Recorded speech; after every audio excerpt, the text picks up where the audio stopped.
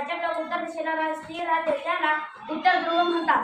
ज्याचे टोक दक्षिण दिशेला स्थिर होतो त्याला दक्षिण ध्रुव म्हणतात. दुसरा, चुंबक प्रत्येक वेळी दक्षिण उत्तर दिशेत स्थिर राहतो. चुंबकाचे ध्रुवांकडे एकाटेल असते. चुंबकीय बळ ध्रुवाकडे एकाटेल असते.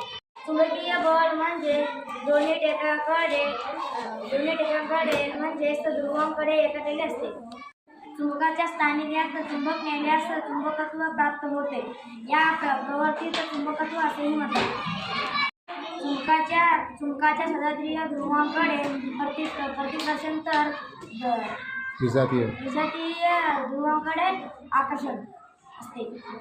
चुंबकाचा जे टोक उत्तर दिशेला स्थिर राहते त्याला उत्तर ध्रुव असे म्हणतात. तर दक्षिण दिशेच्या टोकाला दक्षिण ध्रुव असे म्हणतात. उत्तर ध्रुव एन ने दर्शवतात तर दक्षिण ध्रुव एस ने दर्शवतात किंवा दक्षिण दिशेला स्थिर होतो. चुंबकाच्या टोकाकडे म्हणजेच ध्रुवाकडे एकटलेले असते. दोन भाग केल्यास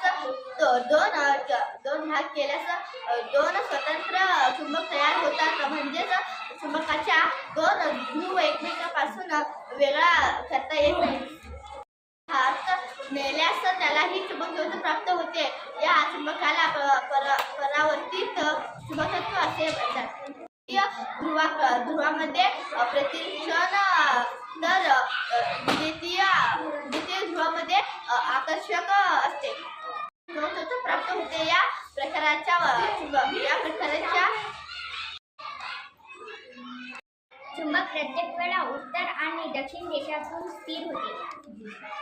चुंबकाच्या दोन्ही टोकाकडे म्हणजे ध्रुवाकडे एकाटेल असते. दोन भाग केल्यास एक स्वतंत्र तयार होते. म्हणजे ध्रुवाकडे एकमेकांपासून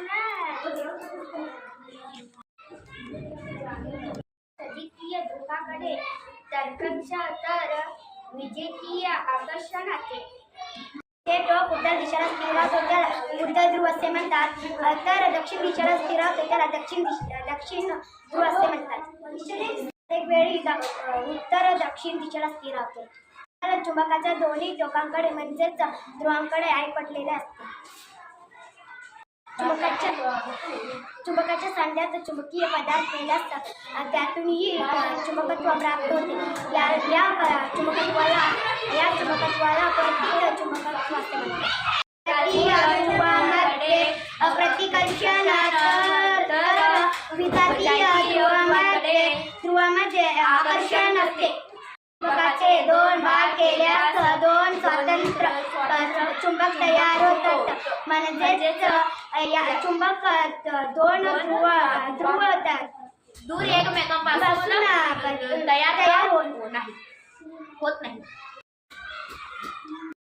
प्रत्येक वेळी उत्तर व दक्षिण दिशेत स्थिर असते. प्रत्येक वेळी उत्तर दक्षिण दिशेला स्थिर असते.